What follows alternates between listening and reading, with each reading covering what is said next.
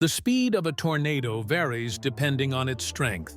Here are approximate wind speeds for tornadoes based on the Enhanced Fujita Scale EF-Scale.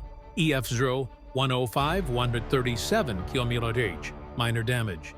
EF1, 138 to 120 mph, moderate damage. EF2, 178 to 217 km/h, significant damage.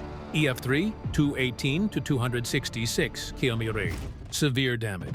EF4, 267, 322 km/h, very severe damage. EF5, 322 km/h, catastrophic damage.